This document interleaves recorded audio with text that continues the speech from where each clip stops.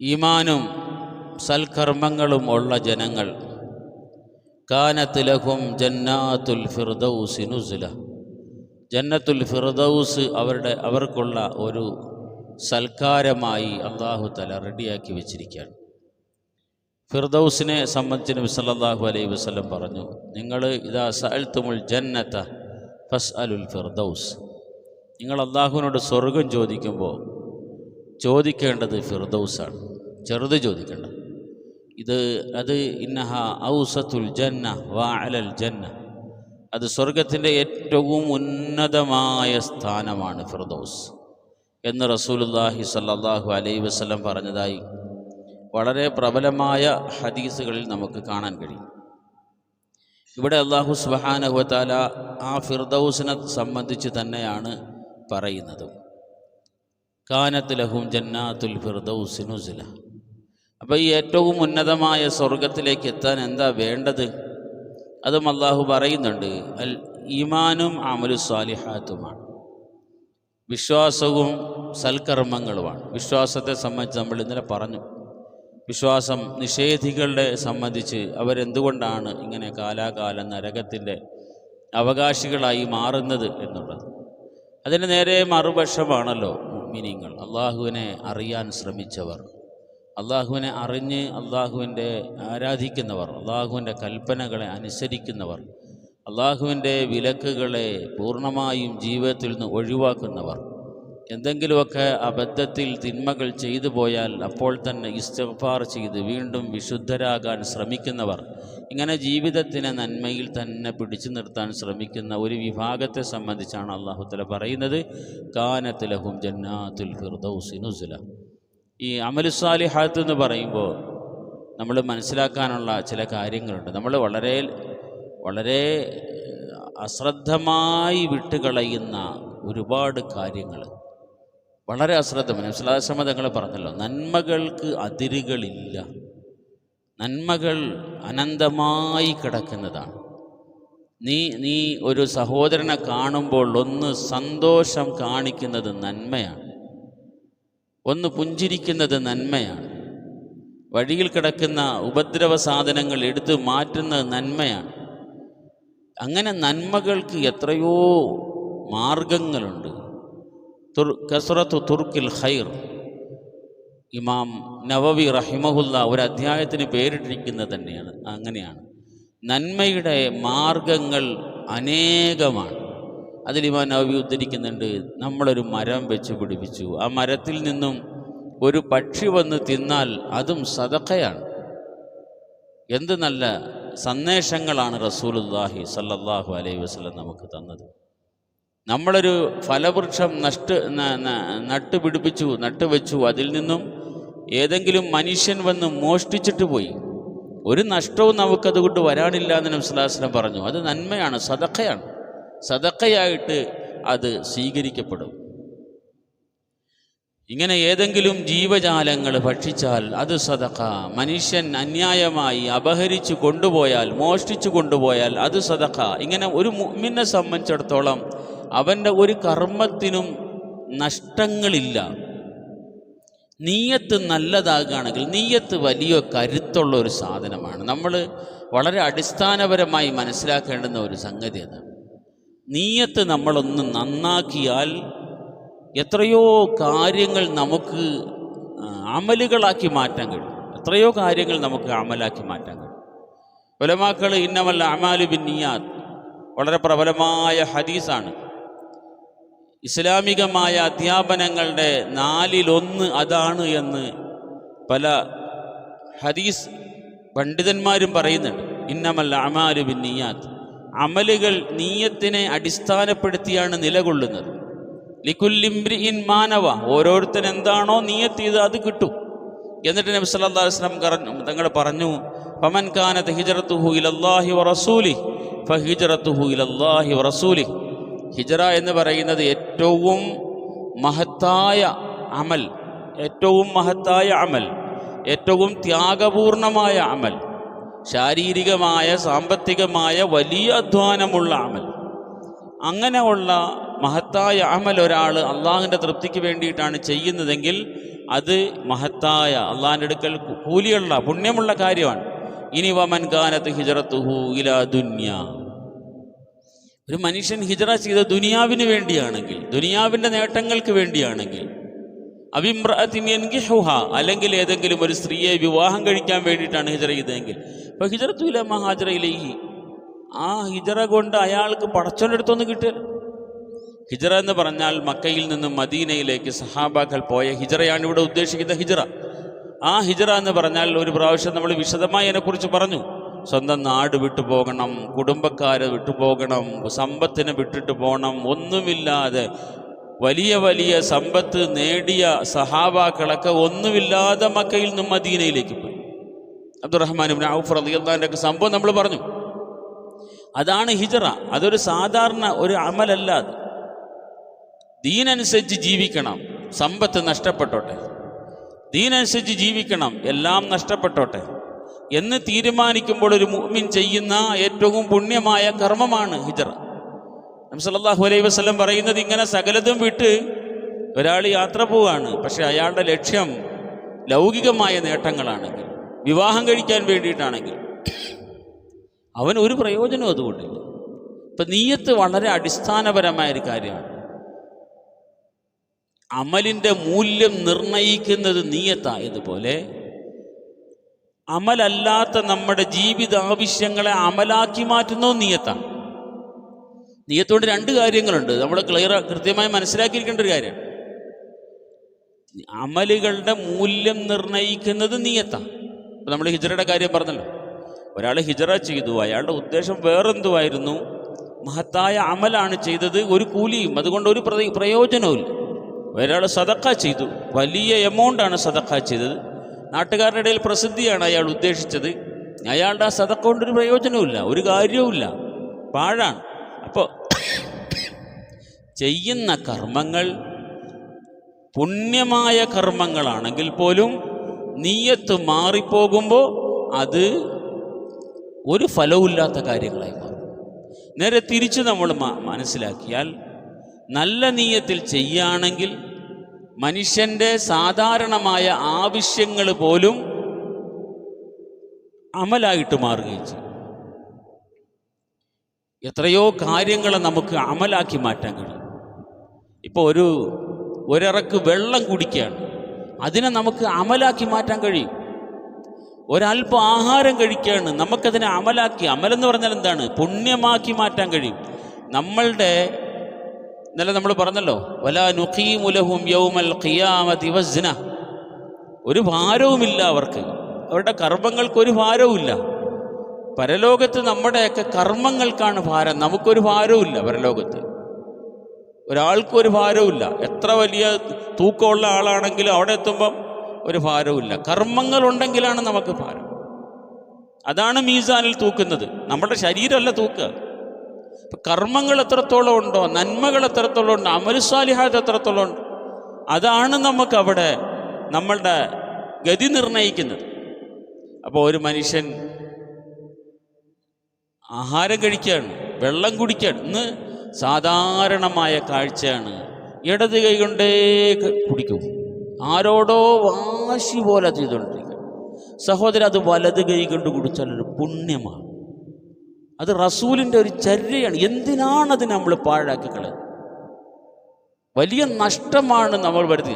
വെള്ളം കുടിക്കൽ നമ്മുടെ ജീവിതത്തിൻ്റെ ഒരു ആവശ്യമാണെങ്കിൽ അത് വലത് കൈ കൊണ്ട് കുടിച്ചാൽ അത് നമ്മളുടെ നന്മയുടെ റെക്കോർഡിൽ എഴുതപ്പെട്ട് കഴിഞ്ഞു. റസൂലിൻ്റെ ഒരു ചര്യ ഞാൻ പ്രാവർത്തികമാക്കുകയാണ് എന്ന നീയത്തോടുകൂടി നമ്മൾ വലത് കൈ കൊണ്ടത് കുടിച്ചാൽ നമുക്കത് പുണ്യമാണ്. എന്തിനാണ് നമ്മളത് പാഴാക്കുന്നത്? വെള്ളം കുടിക്കൽ നമ്മുടെ ജീവിതത്തിൻ്റെ ആവശ്യമാണ്.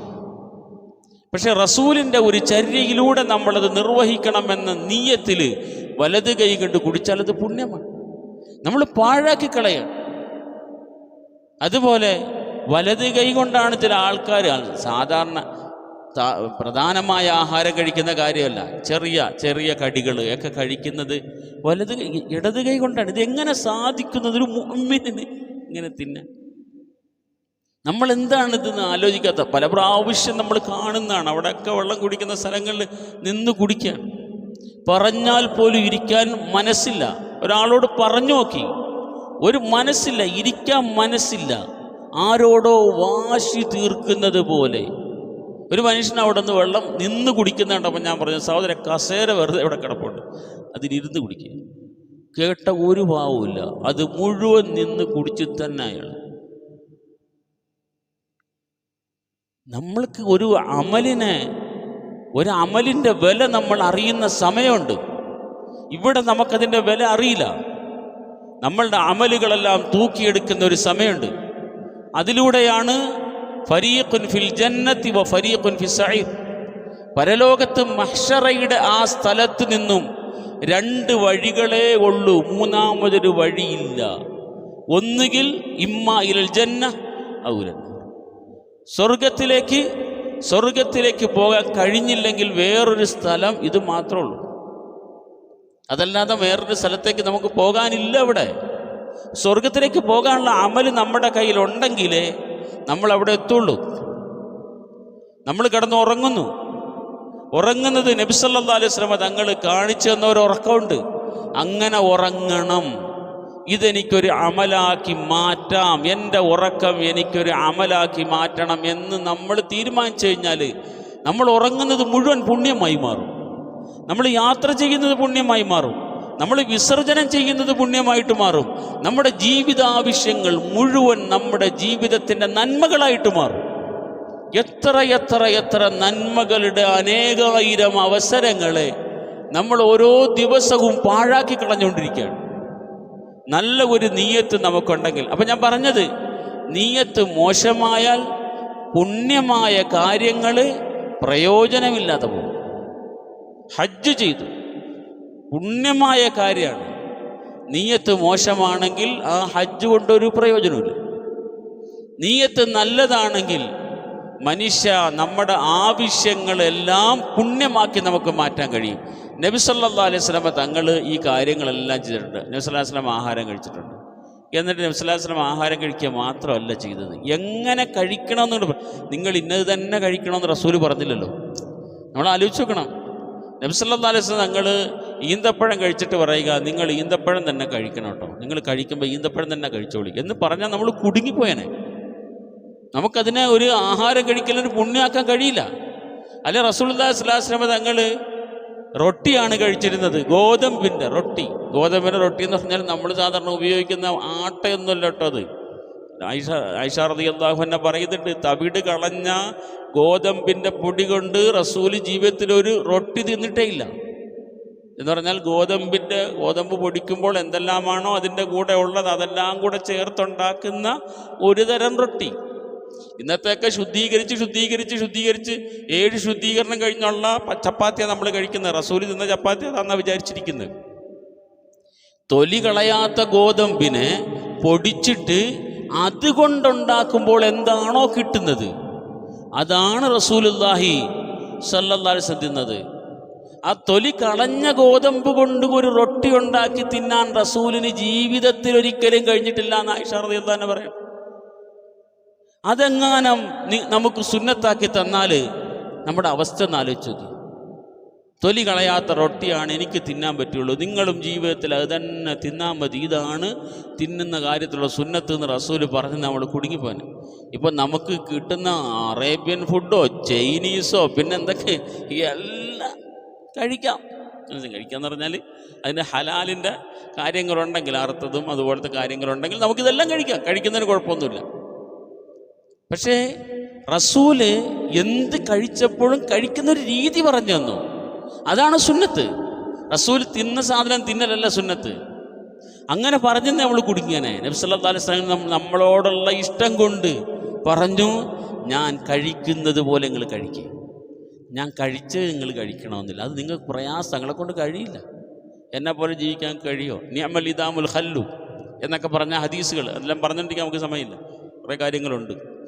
ഏതായാലും സഹോദരങ്ങളെ നമ്മൾ മനസ്സിലാക്കണം, അമലുകൾ പാഴായി പോകും നിയ്യത്ത് മോശമായാൽ. ഏത്തിക്കാഫ് 10 ദിവസം ഇരുന്നു, എല്ലാവരുടെയും കൂട്ടത്തിൽ നമ്മളൊരു 10 ദിവസം ഇരുന്നോട്ടെ. നമ്മൾ മോശക്കാരാകണ്ട എന്നാണ് വിചാരിക്കുന്നെങ്കിൽ 10 ദിവസം വെറുതെയാ.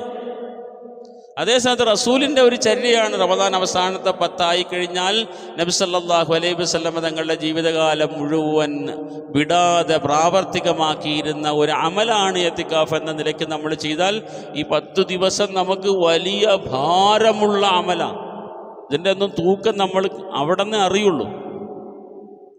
അതേപോലെ തന്നെ നമ്മൾ ചെയ്യുന്ന എല്ലാ അമലുകളും, ഉറങ്ങുന്നു, യാത്ര ചെയ്യുന്നു, സുബ്ഹാനല്ലദീ സഖറ ലനാ ഹാദാ വമാ കുന്നാ ലഹു മുഖ്രിനീൻ എന്ന് പറഞ്ഞ വിശ്വാസങ്ങൾ പോയിരുന്നു. വാഹനത്തിൽ കയറുമ്പോൾ ബിസ്മില്ലാഹി തവക്കൽതു അലല്ലാഹി, വീട്ടിൽ നിന്ന് ഇറങ്ങുമ്പോൾ ബിസ്മില്ലാഹി തവക്കൽതു അലല്ലാഹി ലാ ഹൗല വലാ ഖുവത ഇല്ലാ ബില്ലാ എന്ന് പറഞ്ഞിട്ട് പോകുമായിരുന്നു. അല്ലാഹുമ്മ ഇന്നി അഊദു ബിക അൻ അളില്ല ഔ ഉദല്ല ഔ അസില്ല ഔ ഉസല്ല ഔ അദ്ലിമ ഔ ഉദ്ലമ ഔ അജ്ഹല ഔ യുജ്ഹല അലയ്യ. നമ്മുടെ ഒരു അടുത്ത സുഹൃത്തിന് ഒരു ഓപ്പറേഷൻ ഉണ്ട്, സർജറി. അയാൾ പോയി ഇതൊക്കെ കഴിഞ്ഞിട്ട് നോക്കുമ്പോൾ ചെയ്യേണ്ടതല്ല ചെയ്തിരിക്കുന്നത്, മാറിപ്പോയി. എന്താ സംഭവിച്ചെന്നറിയില്ല. അപ്പോൾ അദ്ദേഹം കഴിഞ്ഞിട്ട് ഒരു പ്രാവശ്യം ഞങ്ങൾ തമ്മിൽ കണ്ടപ്പോൾ പുള്ളി പറഞ്ഞ് റസൂലിൻ്റെ ഒരു വചനം എത്ര കറക്റ്റാണ്. നബി സല്ലല്ലാഹു അലൈഹി വസല്ലം തങ്ങളുടെ ഒരു ആവശ്യത്തിന് പുറത്തേക്ക് പോകുമ്പോൾ പറയാൻ പറഞ്ഞ ആ ദുആ എത്ര അർത്ഥമുള്ളതാണ്.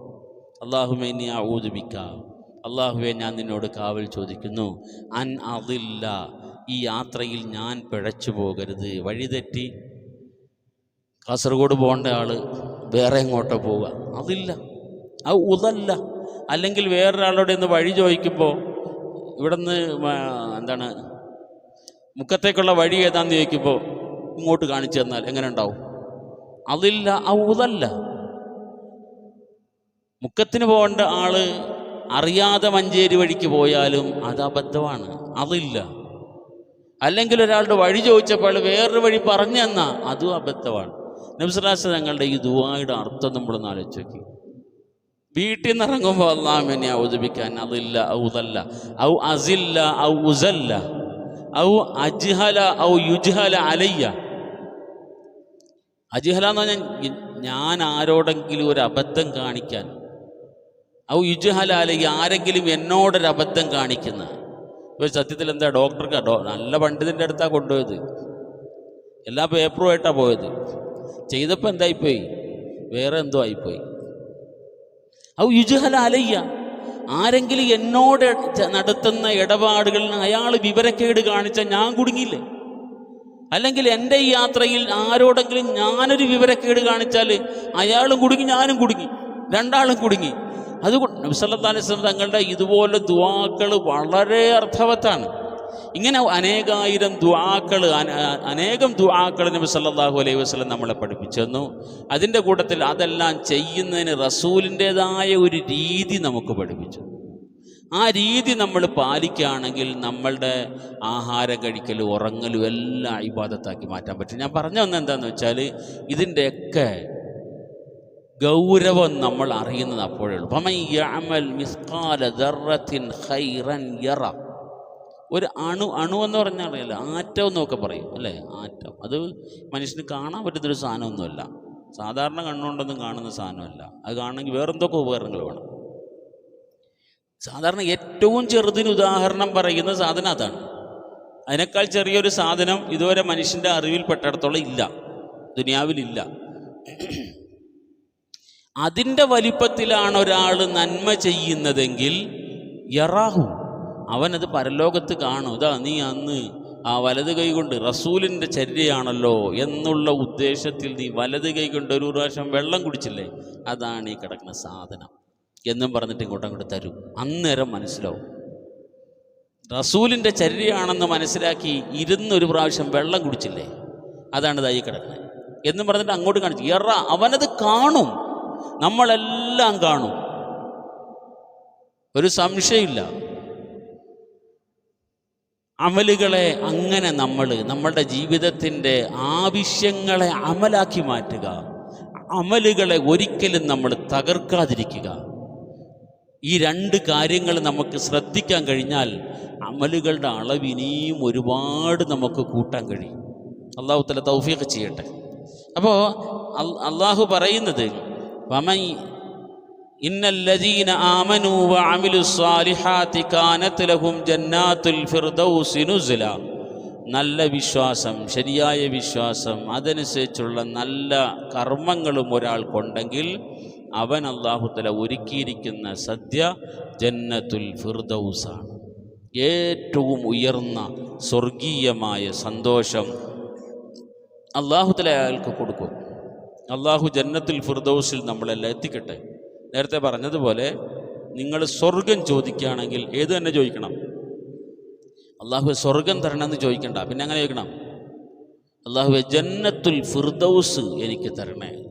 ജന്നത്തുൽ ഫിർദൗസ്, ഇത് വെറുതെ ഒരു ജന്നത്തിന് ഒരു കേൾക്കാനുള്ള ഭംഗിയാക്കാൻ വേണ്ടി പറയുന്ന സാധനമല്ല ഈ ഫിർദൗസ്. ഫിർദൗസ് അതാണ് നബി സ്വല്ലല്ലാഹു അലൈഹി വസല്ലം പറഞ്ഞത് ഏറ്റവും ഉയരത്തിലുള്ള സ്വർഗമാണ്. സ്വർഗത്തിൻ്റെ പ്രത്യേകത എന്ന് പറഞ്ഞാൽ ഉയരം കൂടുന്തോറും അനുഗ്രഹങ്ങൾ കൂടും. നരകത്തിൻ്റെ പ്രത്യേകത ആഴം കൂടുന്തോറും കടുപ്പം കൂടും. ഇത് രണ്ടും എൻ്റെ വ്യത്യാസം അതാണ്. അതാണ് ജഹന്നമിൻ്റെ ഏറ്റവും അടിയിലാണെന്ന് പറയും ചിലയിടത്ത്. ഇന്നൽ മുനാഫിഖീന ഫി ദർക്കിൽ അസ്ഫലി മിനന്നാർ, ഏറ്റവും അടിയിലാണത് എന്ന് പറഞ്ഞാൽ ഏറ്റവും കടുത്ത സ്ഥലമാണത്. സ്വർഗമാകുമ്പോൾ നേരെ തിരിച്ച മുകളിലേക്ക് പോകുന്തോറും അതിൻ്റെ അനുഗ്രഹങ്ങൾ കൂടി വന്നുകൊണ്ടേയിരിക്കും. അതുകൊണ്ട് ഏറ്റവും അഅലയായ സ്വർഗം ജന്നത്തുൽ ഫിർദൗസ് വേണം നിങ്ങൾ അല്ലാഹുവിനോട് ചോദിക്കാനെന്ന് നബി സല്ലല്ലാഹു അലൈഹി വസല്ലമ തങ്ങൾ പറഞ്ഞതുകൊണ്ടാണ്. ഖാലിദീന ഫീഹാ ലാ യബ്ഗൂന അൻഹാ ഹിവല. ഖാലിദീന ഫീഹ, അവരവിടത്തെ നിത്യവാസികളാണ്. ജന്നത്തുൽ ഫിർദൗസിലെത്തി പിന്നെ അവർ അവിടെ തന്നെ താമസം. അപ്പോൾ സ്വാഭാവികമായിട്ടും നമ്മുടെയൊക്കെ ഒരു സ്വഭാവത്തിനനുസരിച്ച് ഉടനെ ഒരു സംശയം വരും, കുറേ നാളാ മടുക്കുമല്ലോ. എത്ര വലിയ സൗകര്യമാണെങ്കിലും ഒരു മാസമൊക്കെ കഴിയുമ്പം. അതുകൊണ്ടാണല്ലോ പഴയ രാജാക്കന്മാർക്കൊരു വേനൽക്കാല വസതി, പിന്നെ ഒരു മഴക്കാല വസതി, മഴയും വേനലും ഇല്ലാത്ത കാലത്ത് വേറൊരു മൂന്നാമത്തെ വസതി. ഇങ്ങനെയൊക്കെ കുറേ വീടുണ്ടായാലേ ചില ആൾക്കാർ പറയുന്നത് അവിടെ ദുബൈയിൽ ഒരു വീടുണ്ട്, അപ്പുറത്തൊരു വീടുണ്ട്, ഇപ്പുറത്തൊരു വീടുണ്ട്. ഇങ്ങനെയൊക്കെ ഉണ്ടെങ്കിലേ ഇതിങ്ങനെ മാറി മാറി വൈവിധ്യങ്ങൾ വരുമ്പോഴേ മനുഷ്യന് ലോകത്ത് ആസ്വാദനം ഉണ്ടാവുള്ളൂ. സ്വർഗത്തിലെ ആഹാരത്തെക്കുറിച്ച് പറയുന്നുണ്ടല്ലോ, ഉത്തൂബിഹി മുതശാബിഹ വലഹും ബിഹാ അസ്വാജും മുതഹറത്തുൻ. ഈ ആഹാരം അങ്ങനെയാണല്ലോ. അപ്പോൾ ഇന്നലെയും ബിരിയാണി, ഇന്നും ബിരിയാണി, ഇതൊന്നും മാറ്റിക്കൂടെന്ന് ചോദിക്കും. അപ്പോൾ ഒരു കൊല്ലം കൂടിയിട്ട് ബിരിയാണി കഴിക്കുന്നതായിരിക്കും, 3 ദിവസം കഴിയുമ്പോഴേക്കും കൊടുക്കും. അപ്പം ഈ ആസ്വാദനം എന്ന് പറയുന്ന ഒരു സാധനത്തിൻ്റെ മനുഷ്യൻ്റെ അനുഭവം എന്താണെന്ന് വെച്ചാൽ അത് ഒന്ന് തന്നെയാണെങ്കിൽ എത്ര രസമുള്ളതാണെങ്കിലും വിരസമായി മാറും, അത് മടുപ്പിക്കുന്നതായിട്ട് മാറും. അപ്പം എത്ര വലിയ സ്വർഗമാണെന്ന് പറഞ്ഞാലും കുറച്ച് നാൾ കഴിയുമ്പോൾ മടുക്കുകയല്ലേ, ഇത് തന്നെയല്ലേ ഉള്ളൂ എന്നാകലെ. അല്ലാഹു തആല അതിന് അന്നേരം തന്നെ മറുപടി പറഞ്ഞു. അതാണ് അതിൻ്റെ രസം. ഖാലിദീന ഫീഹാ ലാ യബ്ഗൂന അൻഹാ ഹിവല. അവിടെ നിന്ന് മാറാൻ അവർ ആഗ്രഹിക്കുകയില്ല. അങ്ങനത്തെ അതിനുള്ള മറുപടി കറക്റ്റായിട്ട് പറഞ്ഞു. ലാ യബ്ഗൂന അൻഹാ ഹിവല. അവർക്ക് അനന്തമായ ജീവിതമാണ് ഫിർദൗസിൽ, അനന്തമായ ജീവിതമാണ്. 1 കൊല്ലം കൊണ്ടോ 10 കൊല്ലം കൊണ്ടോ മടുക്കുകയെന്നല്ല, അനന്തമായി ജീവിച്ചാലും മടുക്കാത്ത തരത്തിൽ ആ ഫിർദൗസിൽ തന്നെ സെറ്റപ്പുകൾ എന്താവും, മാറിക്കൊണ്ടിരിക്കും. ഇപ്പോൾ ചില ബിൽഡിങ്ങുകളൊക്കെ കണ്ടിട്ടില്ലേ, ഇന്നലെ ഒരു കോല ഇന്ന് വേറൊരു കോല, ഇപ്പം അങ്ങനത്തെ ബിൽഡിങ്ങൊക്കെ ഇപ്പോൾ ഉണ്ടാകുന്നുണ്ടല്ലേ. അതൊക്കെ പഠിപ്പിക്കുന്നുണ്ട്. സ്വർഗം പടച്ചോനുണ്ടാക്കി വെച്ചിരിക്കുന്ന സാധനം വരെ എങ്ങനെ ഉണ്ടാവും. പലതരത്തിലുള്ള ലൈറ്റ്, ഇന്നലെ തെളിഞ്ഞ ലൈറ്റ് ആയിരിക്കില്ല ഇന്ന്, അടുത്ത ദിവസം വേറൊന്ന്. അതിൻ്റെ കോലങ്ങൾ തന്നെ മാറുന്ന രീതിയിലുള്ള ബിൽഡിങ്ങുകൾ ഇന്ന് മനുഷ്യനുണ്ടായിക്കൊണ്ടിരിക്കുകയാണ്. അപ്പോൾ സെറ്റപ്പുകൾ മാറിയാൽ മതിയല്ലോ. അനുഭവങ്ങൾ, അനുഭൂതികൾ, ആസ്വാദനങ്ങൾ, അതിൻ്റെ വൈവിധ്യങ്ങൾ മനുഷ്യൻ തന്നെ ഈ ലോകത്തിൽ നിന്ന് ഉണ്ടാക്കിക്കൊണ്ടിരിക്കുമ്പോൾ അല്ലാഹു തആല മാലാ ഐനുൻ റഅത് വലാ ഉദുനുൻ സമീഅത് വമാ ഖതറ ബിഖൽബി ബശരിൻ. ഒരു മനുഷ്യൻ കണ്ണുകൊണ്ട് കണ്ടിട്ടോ ചെവി കൊണ്ട് കേട്ടിട്ടോ ഒരു മനുഷ്യൻ്റെ സങ്കല്പത്തിൽ ചിന്തിച്ചിട്ടോ ഇല്ലാത്ത കാര്യമാണ് സ്വർഗത്തിൽ. സത്യത്തിൽ മനുഷ്യൻ്റെ സങ്കല്പത്തിന് വല്ല പരിധിയുണ്ടോ? ഉണ്ടോ? സങ്കല്പത്തിന് പരിധിയില്ല. ഒരു കാര്യം, സുഖങ്ങളെക്കുറിച്ചുള്ള സങ്കല്പത്തിന് എന്തെങ്കിലും പരിധിയുണ്ടോ മനുഷ്യൻ്റെ? എവിടേക്കാ ചിന്തിക്കുന്നതെന്ന് നമുക്കറിയില്ല. ലോകത്തിൻ്റെ ആസ്വാദനം, സുഖം, അതിനെ സംബന്ധിച്ചുള്ള മനുഷ്യൻ്റെ സങ്കല്പങ്ങൾ, അവൻ്റെ ചിന്തയിൽ ഉദിക്കുന്ന പുതിയ പുതിയ പുതിയ ഐഡിയകൾ, അതൊക്കെ ഭയങ്കര അത്ഭുതമാണത്. അല്ലാഹു തആല പറഞ്ഞ്, നിന്റെ എത്ര വലിയ ആസ്വാദന മനസ്സുകൊണ്ട് ചിന്തിച്ചാലും എത്താൻ പറ്റാത്ത ആസ്വാദനങ്ങൾ ഞാൻ സ്വർഗത്തിലുണ്ടാക്കി വെച്ചിരിക്കുകയാണെന്നാണ്. അതെന്നേരം എങ്ങനത്തെ ആയിരിക്കും? അതാ പറഞ്ഞ അവിടെ നിന്നൊന്ന് മാറണമെന്ന് ഒരിക്കലും ആഗ്രഹിക്കല. അങ്ങനത്തെ സെറ്റപ്പ് അതാണ് ജന്നത്തുൽ ഫിർദൗസ്. അല്ലാഹു തആല നമ്മളവിടെ എത്തിക്കുമാറാകട്ടെ. നമ്മളെ മരണപ്പെട്ടു പോയ മാതാപിതാക്കളെ എല്ലാം അല്ലാഹു അവിടെ എത്തിക്കട്ടെ. നമ്മളെ വേണ്ടപ്പെട്ടവരെല്ലാം, നമ്മുടെ ഉസ്താദന്മാർ, നമ്മുടെ കൂട്ടുകാർ, നമ്മുടെ അയൽവാസികൾ, നമ്മുടെ ബന്ധുക്കൾ, ഇങ്ങനെ മരണപ്പെട്ടു പോയ ഒരുപാട് പേര് അല്ലാഹു തആല അവരെല്ലാം അവിടെ എത്തിക്കട്ടെ. നമ്മളെയും അല്ലാഹു അവരെ എത്തിക്കട്ടെ. നമ്മുടെ മക്കളെയും നമ്മുടെ പരമ്പരകളെയും എല്ലാം അല്ലാഹു തആല ജന്നത്തുൽ ഫിർദൗസിൽ എത്തിക്കട്ടെ. ഈ പണികളെല്ലാം അതിനു വേണ്ടിയാണല്ലോ. ഈ ഉറക്കൊഴിക്കുന്നതിന് വേണ്ടിയിട്ടാണ്, ഖിയാമുൽ ലൈൽ അതിന് വേണ്ടിയിട്ടാണ്, ഈ എത്തിക്കാഫ് അതിന് വേണ്ടിയിട്ടാണ്. വീട്ടിൽ നല്ല സുഖത്തിൽ സൗകര്യത്തിൽ ജീവിക്കാൻ കഴിയുന്ന ആൾക്കാരൊക്കെയാണ് ഈ മസ്ജിദിൽ വന്നിട്ട് കുളിമുറിയുടെ മുമ്പിൽ ക്യൂ നിൽക്കുന്നത്, ടോയ്ലറ്റിൻ്റെ മുമ്പിൽ ക്യൂ നിൽക്കുന്നത്. ഇവർക്കൊന്നും ഇതിൻ്റെ ആവശ്യം ഉണ്ടായിട്ടല്ല. പക്ഷേ ആ ക്യൂ നിൽക്കുമ്പോൾ അവരുടെ മനസ്സിൽ ചില കാര്യങ്ങളുണ്ട്. അത് ഈ പറഞ്ഞ ജന്നാത്തുൽ ഫിർദൗസാണ്. അത് കണ്ടിട്ടാണ് ഈ സൗകര്യങ്ങൾ, കുറഞ്ഞ സൗകര്യങ്ങളിൽ വന്ന് അതിനോട് പൊരുത്തപ്പെട്ട് ജന്നാത്തുൽ ഫിർദൗസിന് വേണ്ടി പണിയെടുക്കുന്ന അല്ലാഹു തആല നമ്മുടെയൊക്കെ ആ ലക്ഷ്യങ്ങളിലേക്ക് എത്തിക്കട്ടെ. എന്നിട്ട് അല്ലാഹു തആല പറയുന്നു, ഖുൽ ലൗ കാനൽ ബഹ്റു മിദാദൻ ലികലിമാതി റബ്ബി ലനഫിദൽ ബഹ്റു ഖബ്ല അൻ തൻഫദ കലിമാതു റബ്ബി വലൗ ജിഅനാ ബിമിസ്ലിഹി മദദാ.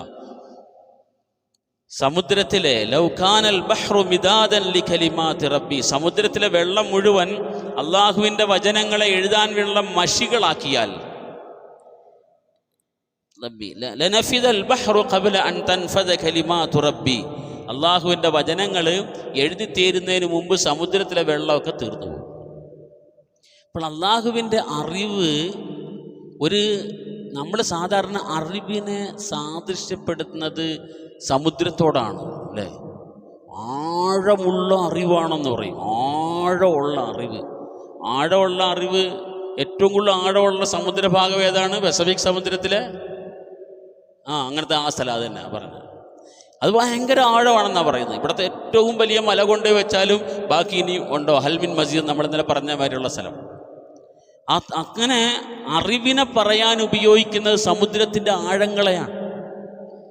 അല്ലാഹു തആല പറയുന്നത്, നിങ്ങൾ അറിവിൻ്റെ പരമാവധി ഉപമിക്കാൻ ഉപയോഗിക്കുന്ന സമുദ്രം ഉണ്ടല്ലോ, അതിലുള്ള മഷി മുഴുവൻ എടുത്തിട്ട് അള്ളാഹുവിൻ്റെ അറിവിനെ എഴുതാൻ തീരുമാനിച്ചാൽ ലനഫിദൽ ബഹ്ർ, സമുദ്രത്തിലെ വെള്ളം തീർന്നു. വേറൊരു വാർത്ത അല്ലാഹു തആല പറയുന്നുണ്ട്, ലൗ അന്ന മാ ഫിൽ അർദി മിൻ ഷജറത്തിൻ അഖ്ലാമുൻ, ഭൂമിയിലുള്ള മുഴുവൻ മരങ്ങളെയും പേനകളാക്കി മാറ്റി. വൽ ബഹ്റു യമുദ്ദുഹു മിൻ ബഅദിഹി സബ്അതു അബ്ഹർ, ഇന്നത്തെ സമുദ്രത്തിൻ്റെ 7 ഇരട്ടി സമുദ്രങ്ങളും ഉണ്ടായി. ഇവിടെ സമുദ്രം എന്നതുകൊണ്ട് ഉദ്ദേശിക്കുന്നത് ഏതെങ്കിലും പ്രത്യേകിച്ച് പസഫിക് സമുദ്രമോ അറ്റ്ലാന്റിക് സമുദ്രമോ അങ്ങനത്തെ ഒന്നുമല്ല കേട്ടോ. പിന്നെ ഭൂമിയുടെ 2 കിടക്കുന്ന വെള്ളം ഉണ്ടല്ലോ, ആ വെള്ളത്തെ മുഴുവൻ ഉദ്ദേശിച്ചുകൊണ്ടാണ് ബഹർ എന്ന് പറഞ്ഞത്. പ്രത്യേകിച്ച് ഏതെങ്കിലും സമുദ്രത്തെക്കുറിച്ചല്ല. സമുദ്രത്തിന് പേരിട്ട എന്താ? അത് മനുഷ്യൻ നിർണയിച്ചതിലെ അതിരുകളിലൂടെ സമുദ്രത്തിന് പേരിട്ടു എന്നതിൻ്റെ അപ്പുറത്തേക്ക് അല്ലാഹു തആല സംസാരിക്കുമ്പോൾ ഈ സമുദ്രത്തിന് പേരൊന്നുമില്ല. സമുദ്രം എന്ന് പറഞ്ഞാൽ എന്ത് തന്നെയാണ്? ലോകത്തിലുള്ള മുഴുവൻ സമുദ്രവും, ഭൂമിയുടെ 2/3 കിടക്കുന്ന ആ സമുദ്രം. അതുപോലത്തെ ഇനി 7 എണ്ണവും കൂടെ കൊണ്ടുവന്നാലും മാനഫിദത് കലിമാത്തുല്ലാ, അള്ളാഹിൻ്റെ കലിമത്ത് തീരുകയില്ല. എന്ന് വെച്ചാൽ ഇതിൻ്റെ വിശദീകരണം ഉലമാക്കൾ പറയുന്നത്, സമുദ്രം ഇത്ര വിശാലമാണ്, എന്നാലും അതിനെന്തുണ്ട്? അതിനൊരു പരിധിയുണ്ട്, അല്ലേ? എന്നെങ്കിലും ഒരിക്കൽ തീരും. ഇപ്പം കടപ്പുറത്ത് കിടക്കുന്ന മണൽ എത്രയുണ്ട്? നമുക്കറിയില്ല. പക്ഷേ അത് എടുത്ത് തുടങ്ങിയാൽ എന്നെങ്കിലും ഒരിക്കൽ തീരും. മഹദൂദാണ്. ലോകത്തുള്ള എല്ലാ സാധനവും നമുക്ക് എണ്ണം അറിയില്ലെങ്കിലും അതിനൊരു എണ്ണം ഉണ്ട്. എണ്ണമില്ലാത്ത ഒന്നും ലോകത്തില്ല. കാരണം ഈ ഒരു അളവിൻ്റെ ഉള്ളിൽ നിൽക്കുന്ന സാധനമാണല്ലോ ഇത്. ഒരളവിൻ്റെ ഉള്ളിൽ നിൽക്കുമ്പോൾ ആ അളവ് എത്ര വലുതാണെങ്കിലും, അളവ് എന്ന് പറയുന്നത് എന്തുകൊണ്ടാണ്? അതിന് പരിധി ഉള്ളതുകൊണ്ടാണല്ലോ. പരിധി ഇല്ലാത്തതിന് പിന്നെ അളവെന്ന് പറയാൻ കഴിയില്ലല്ലോ. അപ്പം ലോകത്തിലുള്ള വസ്തുക്കൾ അത് എത്ര അധികമുള്ള വസ്തുക്കളാണെങ്കിലും അതൊരു അതിരിൻ്റെ ഉള്ളിൽ നിൽക്കുന്നതായതുകൊണ്ട് അതിനൊരു പരിധിയുണ്ട്. അപ്പോൾ സമുദ്രത്തിലെ വെള്ളത്തിനും പരിധിയുണ്ട്. സമുദ്രത്തിലെ വെള്ളം വലിയ ആഴമാണ്, വലിയ പരപ്പാണ്. അതൊന്നും മറികടക്കണമെങ്കിൽ ഫ്ലൈറ്റിൽ മണിക്കൂറുകൾ യാത്ര ചെയ്യേണ്ടി വരും. എന്നാലും അതും പരിധിയുള്ളതാണ്. പക്ഷേ അള്ളാഹുവിൻ്റെ അറിവുകൾ എന്തല്ല, പരിധിയില്ലാത്ത രീതിയിൽ എന്ന് നമുക്ക് തോന്നുന്ന സാധനത്തിനോട് പോലും സങ്കല്പിക്കാൻ പറ്റുന്നതല്ല, അതിനോട് ചേർത്ത് ഉദാഹരിക്കാൻ പറ്റുന്നതല്ല. അത് പരിധിയില്ലാതെ കിടക്കുന്നതാണ്. അപ്പോൾ നമ്മളുടെ അനുഭവത്തിൽ കാണുന്ന മുഴുവൻ വസ്തുക്കളും നമുക്ക് പരിധി അറിയില്ലെങ്കിലും പരിധിയുടെ ഉള്ളിലാണ്. അള്ളാഹുവിൻ്റെ അറിവ് ഒരു പരിധിയുടെ ഉള്ളിൽ നിൽക്കുന്നതല്ല എന്ന ഒരു വലിയ ആശയത്തെയാണ് ഈ ആയത്ത് സൂചിപ്പിക്കുന്നത്. ഖുൽ ലൗ കാനൽ ബഹ്റു മിദാദൻ ലികലിമാതി റബ്ബി ലനഫിദൽ ബഹ്ർ, സമുദ്രം തീർന്നു പോകും. ഖബല അൻ തൻഫദ കലിമാതു റബ്ബി വലൗ ജിനാ ബിമിസ്ലിഹി മദദ. അതിന് സമാനമായ വേറെ സമുദ്രവും കൂടെ ഇനി കൊണ്ടുവന്നാലും അള്ളാഹുവിൻ്റെ വചനങ്ങൾ തീരില്ല. ഖുൽ, നബിയെ പറയണം, ഇന്നമാ അന ബശറും മിസ്ലുക്കും യൂഹാ ഇലയ്യ അന്നമാ ഇലാഹുക്കും ഇലാഹുൻ വാഹിദ് ഫമൻ കാന യർജു ലിഖാഅ റബ്ബിഹി ഫൽയഅമൽ അമലൻ സാലിഹൻ വലാ യുശ്രിക് ബിഇബാദത്തി റബ്ബിഹി അഹദ. അള്ളാഹുവിൻ്റെ സ്വർഗത്തെക്കുറിച്ച് പറഞ്ഞു സൂറത്തുൽ കഹ്ഫിൻ്റെ അവസാനം. ജന്നാത്തുൽ ഫിർദൗസിനെ കുറിച്ച്, അള്ളാഹുവിൻ്റെ അറിവിനെക്കുറിച്ച് പറഞ്ഞു. ലനഫിദൽ ബഹ്റു, അള്ളാഹിൻ്റെ അറിവിനെക്കുറിച്ച് പറഞ്ഞു. ഇനി അള്ളാഹിൻ്റെ റസൂലിനെ കുറിച്ച് പറയാൻ പാടും. ശേഷം അള്ളാഹുവിനെ കുറിച്ചും പറഞ്ഞ് അവസാനിപ്പിക്കുകയാണ്.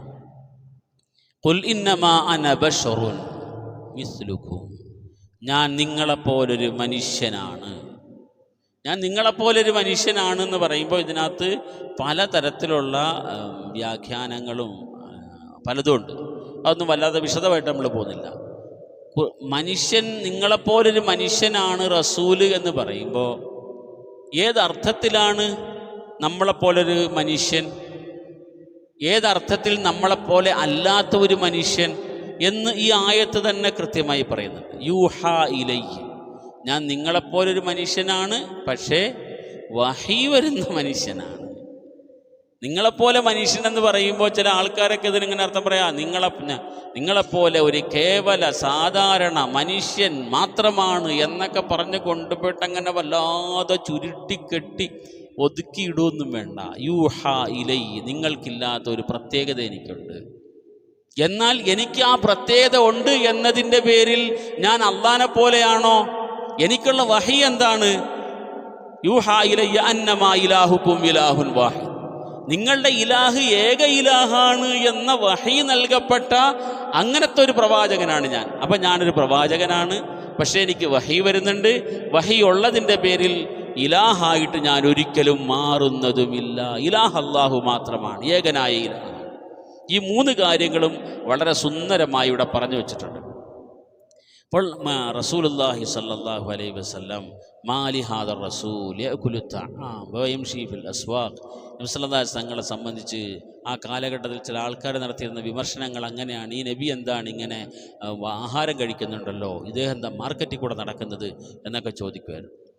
അപ്പോൾ നബി സല്ലല്ലാഹു അലൈഹി വസല്ലം തങ്ങൾക്ക് ആഹാരം കഴിച്ചാലേ വിശപ്പ് മാറൂ. നബി സല്ലല്ലാഹു അലൈഹി വസല്ലം തങ്ങൾക്ക് ജീവിതത്തിൻ്റെ ആവശ്യം, കാരണം നബി സല്ലല്ലാഹു അലൈഹി വസല്ലം തങ്ങൾ ഒരു സമ്പൂർണ്ണ മാതൃകയാണ്. നമ്മൾ നേരത്തെ പറഞ്ഞല്ലോ, ആഹാരം കഴിക്കുന്നതിനും റസൂലിൻ്റെ ഒരു മാതൃകയുണ്ട്, വിസർജനത്തിനും റസൂലിൻ്റെ മാതൃകയുണ്ട്, ഉറക്കത്തിനും റസൂലിൻ്റെ മാതൃകയുണ്ട്. നമ്മളുടെ ജീവിതത്തിൽ നാം അഭിമുഖീകരിക്കുന്ന അനേകായിരം കാര്യങ്ങളിൽ അതെല്ലാം റസൂലിൻ്റെയും ആവശ്യമാണ്. അതൊക്കെ റസൂൽ നിർവഹിച്ച ഒരു രീതിയുണ്ട്. ആ രീതി നമുക്ക് പകർത്താൻ കഴിയണമെങ്കിൽ റസൂൽ ആരാകണം? ഒരു മനുഷ്യനാകണം. എന്നാലാണ് റസൂൽ എങ്ങനെ ആഹാരം കഴിച്ചു നമുക്ക് പഠിക്കാൻ കഴിയുക. ഒരു മലക്കാണ് റസൂലായിട്ട് വന്നതെങ്കിൽ ആഹാരം കഴിക്കല, എങ്ങനെ നമ്മൾ ആഹാരം കഴിക്കേണ്ടത്? സൗകര്യം തിന്നോ എന്നാവും. അങ്ങനെ പറ്റില്ല. ഒരു സമ്പൂർണമായ ജീവിത പാഠം കിട്ടണം പ്രവാചകനിലൂടെ. അത് കിട്ടണമെങ്കിൽ മനുഷ്യനിലേക്ക് വരുന്ന പ്രവാചകൻ മനുഷ്യനായിരിക്കണം. അത് ലളിതമായ യുക്തിയാണ്. അതിനകത്ത് ഒരുപാട് അതിൻ്റെ ഫിലോസഫി പറഞ്ഞുകൊണ്ടിരിക്കേണ്ട കാര്യമൊന്നുമില്ല. അപ്പോൾ അള്ളാഹു റസൂൽ പറയുന്നത് ഇന്നമാ അന ബശറുൻ മിസ്ലുക്കും, ഞാൻ നിങ്ങളെപ്പോലെ മനുഷ്യനാണ്, വിശന്നാൽ എനിക്കും ആഹാരം കഴിക്കണം, എനിക്കും ക്ഷീണം വരുമ്പോൾ ഉറങ്ങണം. എന്നാലും റസൂല് ചില അത്ഭുതങ്ങൾ കാണിച്ചിട്ടുണ്ട്. അത്ഭുതം കാണിച്ചു എന്ന് പറഞ്ഞാൽ ആ അത്ഭുതം നമ്മളെല്ലാം കാണിക്കുന്ന അത്ഭുതം കേട്ടോ. നമ്മളെല്ലാം കാണിക്കുന്ന അത്ഭുതം. ചില സമയത്ത് ഇങ്ങനെ മൊബൈലിൽ ഇരുന്നിട്ട് ഓനെ ആഹാരം വേണ്ടേ, ഞാൻ കഴിച്ചോളാം, വേണ്ട പിന്നെയും ചോദിക്കും വേണ്ടേ, ഞാൻ കഴിച്ചോളാം, അവിടെ വെച്ചോ, ഞാൻ കഴിച്ചോളാം. ഉച്ചത്തെ ആഹാരം തന്നെ കഴിച്ചിട്ടില്ല അല്ലേ? അങ്ങനെ സംഭവിക്കാറുണ്ട്. കുട്ടികളോട് ചോദിച്ചാൽ മതി. എന്തുകൊണ്ടാണത്? അതിലങ്ങോട്ട് ലയിച്ചു പോയി. അപ്പോൾ റസൂൽ സല്ലല്ലാഹു അലൈഹി വസല്ലം ആഹാരം കഴിച്ചാലേ വിശപ്പ് മാറൂ, ഉറങ്ങിയാലേ ക്ഷീണം മാറുമായിരുന്നുള്ളൂ റസൂലിന്. പക്ഷേ റസൂൽ ഉറങ്ങാതെ നിസ്കരിക്കുമായിരുന്നു. നമ്മളിന്ന് ഉറങ്ങാതെ ഇൻ്റർനെറ്റ് ഉപയോഗിക്കുന്ന പോലെ. ഉറക്കം വരുന്നുണ്ടോ? ഇല്ലല്ലോ. എന്തുകൊണ്ടാ? അതൊരു ഭയങ്കര ഞരമ്പേ കയറിയ ആസ്വാദനമാണ്. ഞരമ്പിൽ അങ്ങോട്ട് കയറിയതുകൊണ്ട് ഉറക്കമൊന്നും വരുന്നില്ല. ഉറക്കമൊക്കെ വരണമെങ്കിൽ ശരീരത്തിനൊരു കുഴച്ചിലുണ്ടാകണ്ടേ. ഇത് ഒന്നായി ഉത്തേജന മരുന്ന് കഴിച്ചമാതിരി നിൽക്കുക. കാരണം അത്രമേൽ ആവേശത്തിലാണ് ഇതിൻ്റെ മുമ്പിൽ ഇരിക്കുന്നത്. റസൂലുള്ളാഹി സ്വല്ലല്ലാഹു അലൈഹി വസല്ലം ഒരു സാധാരണ മനുഷ്യനായിരുന്നു. മനുഷ്യൻ്റെ ആവശ്യങ്ങളുണ്ടായിരുന്നു. ആവശ്യങ്ങളെല്ലാം നമ്മൾ നിർവഹിക്കുന്ന പോലെ നിർവഹിക്കേണ്ടുന്ന ഒരവസ്ഥയിലായിരുന്നു റസൂലുള്ളാഹി സ്വല്ലല്ലാഹു അലൈഹി വസല്ലം. എന്നിട്ടും റസൂല് ആ കാര്യത്തിൽ നമുക്കൊരു വലിയ അത്ഭുത മാതൃകയായിട്ട് മാറി. നേരത്തെ നമ്മൾ പറഞ്ഞതുപോലെ ആഹാരം കഴിച്ചു, കുറച്ച് ആഹാരം കഴിച്ചു, എന്നിട്ട് കുറേ നേരം നിന്നങ്ങ് നിസ്കരിച്ചു. എത്ര നേരം നിസ്കരിച്ചു എന്ന് ചോദിച്ചാൽ നമുക്ക് തന്നെ അറിയില്ല. നമ്മൾ പറയും ആഹാരം ഒന്നും വല്ലോടെ കഴിച്ചിട്ടില്ല, അതുകൊണ്ട് ഇന്നൊരു ക്ഷീണമാണ്. അല്ലെങ്കിലോ ഇന്നൊരല്പം ഓവറായിട്ട് കഴിച്ചു, അതിൻ്റെ ഒരു ക്ഷീണമാണ്. അപ്പോൾ കുറച്ച് കഴിച്ചാൽ ക്ഷീണമാണ്. എന്നാൽ പിന്നെ വയറ് നിറച്ചാൽ കൊടുക്കാമെന്ന് വിചാരിച്ചാലോ അതിൻ്റെ ക്ഷീണം. രണ്ടും നമുക്ക് ക്ഷീണമാണ്. ഈ ഒരു അവസ്ഥയിലാണ് നമ്മളുള്ളത്. നബി സല്ലല്ലാഹു അലൈഹി വസല്ലം തങ്ങൾക്ക് അങ്ങനെയൊന്നും ഇല്ലായിരുന്നു, ക്ഷീണമില്ല. ഇബാദത്തിൻ്റെ കാര്യത്തിൽ ക്ഷീണമില്ല. അതാണ് റസൂലുള്ളാഹി സ്വല്ലല്ലാഹു അലൈഹി വസല്ലം തങ്ങളുടെ പ്രത്യേകത. എത്ര ദീർഘനേരവും നിൽക്കും. മിന്നലക ഫിന്നഹാരി സബഹൻ തവീല, റസൂലേ നിങ്ങൾക്ക് പകല് മുഴുവൻ ഓട്ടവാ.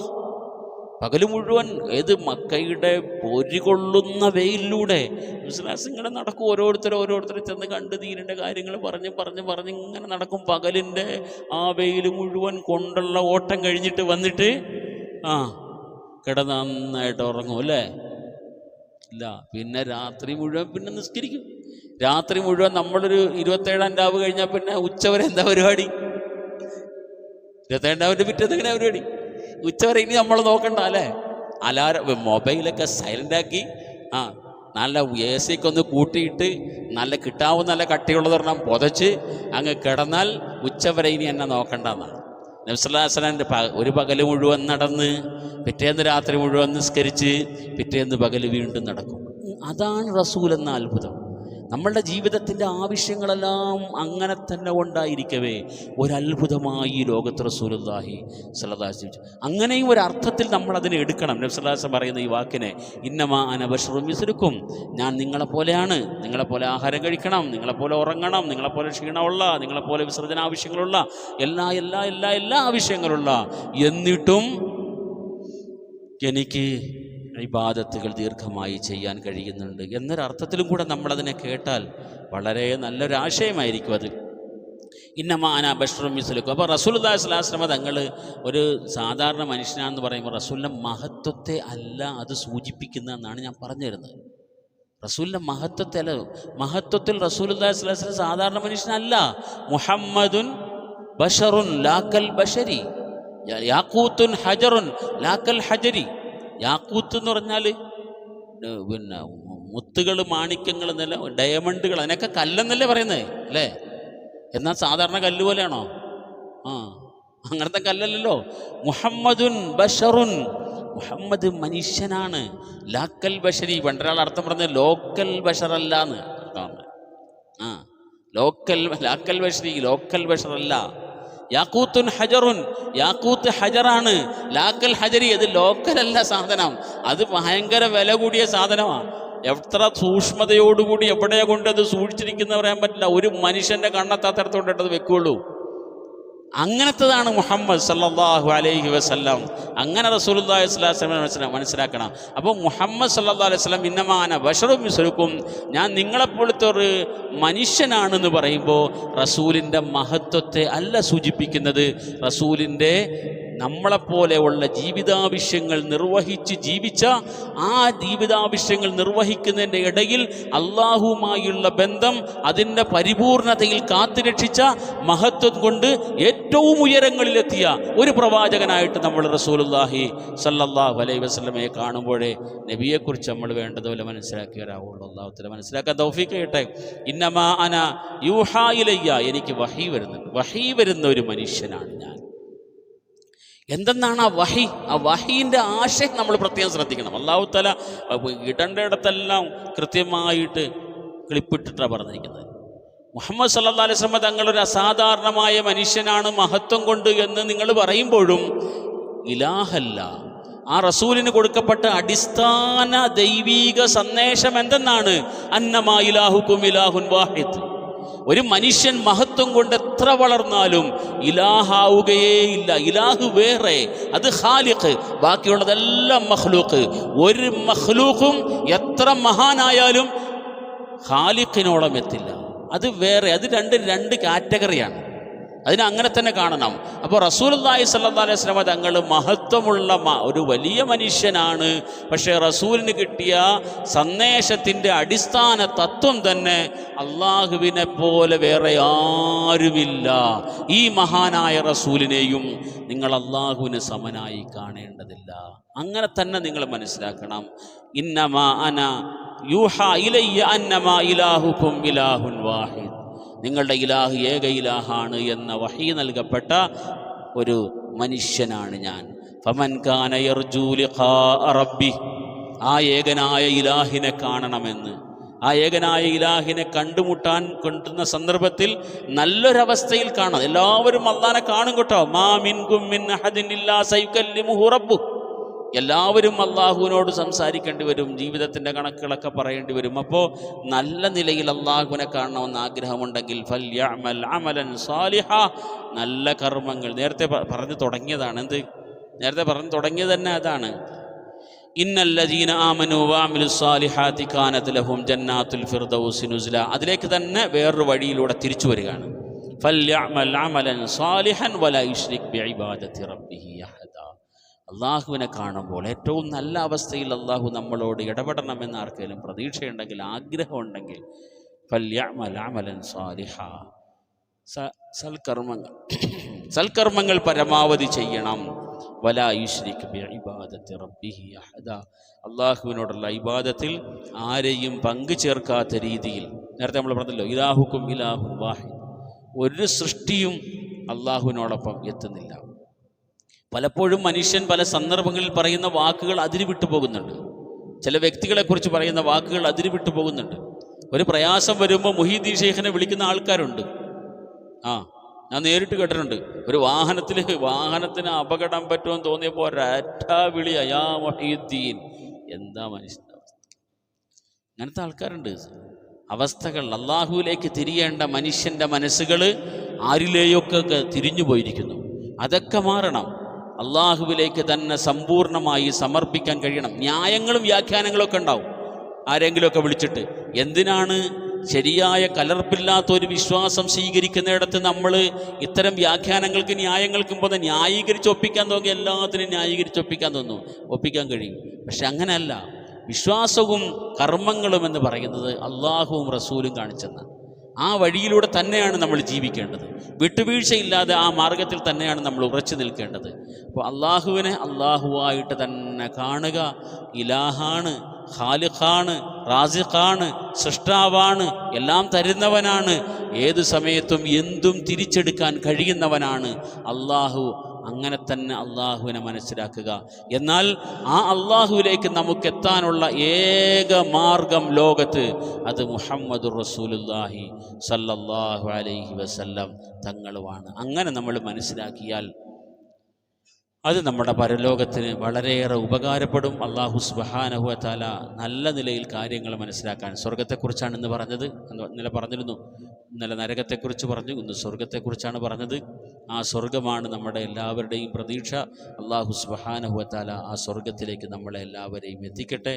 വിശുദ്ധ ഖുർആൻ നന്നായി പഠിക്കാനും അള്ളാഹുവിൻ്റെ വചനങ്ങളാണ് എന്ന മഹത്വത്തോടുകൂടി അതിനെ ഉപയോഗിക്കാനും തൗഫീഖ് ചെയ്യട്ടെ. സഹോദരങ്ങളെ, ഖുർആനെക്കുറിച്ച് പറയുമ്പോൾ ഒന്ന് രണ്ട് കാര്യങ്ങളും കൂടെ സൂചിപ്പിക്കട്ടെ. അള്ളാഹുവിൻ്റെ വചനമാണ്, അള്ളാഹുവിൻ്റെ കലാമാണ്, അള്ളാഹുവിൻ്റെ സിഫത്താണ്, നമ്മളോടൊപ്പം നിലനിൽക്കുന്ന അള്ളാഹുവിൻ്റെ സിഫത്താണ് കലാം. വമൻ യുഅദ്ദിം ശആയിറല്ലാഹി ഫഇന്നഹാ മിൻ തഖ്വൽ ഖുലൂബ്. അള്ളാഹു തആല നമുക്ക് തന്നിട്ടുള്ള, അള്ളാഹു മഹത്വപ്പെടുത്തിയിട്ടുള്ളതിനെ മഹത്വപ്പെടുത്തുക എന്നുള്ളത് നമ്മുടെ ഹൃദയത്തിൽ തഖ്വയുള്ളതിൻ്റെ ലക്ഷണമാണ്. അള്ളാഹിനെ ഭയന്ന് ജീവിക്കുന്നവരാണ് നമ്മൾ എന്നതിൻ്റെ ലക്ഷണമാണ് അതിനെ മഹത്വപ്പെടുത്തുന്നത്. ഈ ഖുർആൻ എടുത്തിട്ട് തറയിൽ വെക്കുന്ന രീതിയൊന്നും ശരിയല്ല. ബഹുമാനമുള്ളതിനോട് നമ്മൾ ചെയ്യുന്ന കാര്യമല്ലല്ലോ അത്. നമ്മൾ ആദരിക്കുന്ന ഒരു സാധനത്തിനോട് നമ്മൾ ചെയ്യാറില്ലല്ലോ. അപ്പോൾ തറയിൽ വെച്ചിട്ടാണ് പല ആൾക്കാരും ഖുർആൻ ഓതുന്നത്. ഓതൽ മുടങ്ങണ്ട, പക്ഷെ അതൊന്നെടുത്ത് കയ്യിൽ പിടിക്കാൻ നമുക്ക് കഴിയണം. അതിനല്പം നേരം ഇങ്ങനെ കയ്യിൽ പിടിച്ചുകൊണ്ടൊന്നും പ്രശ്നമൊന്നും വരാനില്ലല്ലോ. എന്തിനാണ് അതിങ്ങനെ തറയിൽ വെക്കുന്നത്? അതിനോടൊരു ബഹുമാനം. അതുപോലെ മുൻകാലത്തൊക്കെയുള്ള ആൾക്കാരത് ഖുർആൻ എടുത്താൽ ഒന്ന് തൊട്ടുമുത്തിയിട്ടേ വെക്കുകയുള്ളൂ. അതൊക്കെ പോയി. അതിപ്പോൾ നിയമപ്രകാരം ഉള്ള കാര്യമാണോ ഇല്ലാത്ത കാര്യം, അതൊക്കെ അവിടെ നിൽക്കട്ടെ. എന്നാലും ഈ ഖുർആനെ ഇങ്ങനെ കൊണ്ടു നടക്കണം. കൊണ്ടിട്ടില്ലേ? കൊണ്ടിടക്കണം. കുറച്ചുകൂടെ ഒന്ന് ഭവ്യതയോടുകൂടി അത് പിടിച്ചൂടെ? ഒരു ബഹുമാനം, മനസ്സിലൊരു ബഹുമാനം നമ്മൾ ഖുർആനോട് കാണിക്കും. ആ ബഹുമാനത്തിന് ഇങ്ങനെ കൊണ്ടു നടക്കുന്ന ചേരുവെന്നുണ്ടെങ്കിൽ കൊണ്ടു നടന്നോളി. നമ്മുടെ മനസ്സിൽ അതിനോടൊരു ബഹുമാനമുണ്ടെങ്കിൽ, ആ ബഹുമാനത്തിന് ആണെന്ന് നമ്മുടെ നല്ല മനസ്സിൽ തോന്നുന്നുണ്ടെങ്കിൽ കുഴപ്പമില്ല. പക്ഷെ എൻ്റെ ഒരു മനസ്സിൽ അതിനോടുള്ള ബഹുമാനം കളയുന്ന ഒരു കാര്യമായിട്ടാണ് എനിക്ക് തോന്നുന്നത്. അതിങ്ങനെ തറയിൽ വെക്കുന്നതും അതിനോടുള്ള ബഹുമാനം കളയുന്ന ഒരു കാര്യമായിട്ടാണ് നമുക്ക് തോന്നുന്നത്. അതുപോലെയല്ല കസേരകൾ, ചില പണ്ഡിതന്മാരൊക്കെ പറയുന്നുണ്ട് കസേരയിൽ പോലും ഖുർആൻ വെക്കരുതെന്നാണ്. ഇത് മനുഷ്യൻ ഇരിക്കുന്ന സ്ഥലമാണ്, അവിടെ പോലും നിങ്ങൾ ഖുർആൻ വെക്കാതിരിക്കും. ഖുർആൻ അതിനു വേണ്ടി തന്നെ ഒരു സ്ഥലത്ത് ഖുർആൻ, അതിനു വേണ്ടിയിട്ടാണ് മസ്ജിദുകളിലെല്ലാം ഇങ്ങനത്തെ സ്ഥലങ്ങൾ ഉണ്ടാക്കി വെക്കുന്നത്. അതിന് പള്ളികളിലൊക്കെ ജനൽ കൊണ്ടെന്ന് അറിയാത്തത് കൊണ്ടല്ല, ആ ജനലിലൊക്കെ ഓരോ ഖുർആൻ വെക്കാൻ സ്ഥലമുണ്ടെന്ന് അറിയാത്തത് കൊണ്ടുമല്ല. പക്ഷേ ഖുർആൻ അത് പ്രത്യേകത ഉള്ള ഒരു ഗ്രന്ഥമാണ്. അത് നമ്മളുടെ കൂടെയുള്ള അള്ളാഹുവിൻ്റെ സിഫത്താണ്, അള്ളാഹുവിൻ്റെ വചനമാണ്. അതിന് നമ്മൾ അതിൻ്റേതായ ഒരു മഹത്വം കൊടുക്കണം. ആ നിലയിൽ ഖുർആനെ മനസ്സുകൊണ്ട് നമ്മൾ ആദരിക്കുക, മനസ്സുകൊണ്ട് നമ്മളതിനെ സ്നേഹിക്കുക.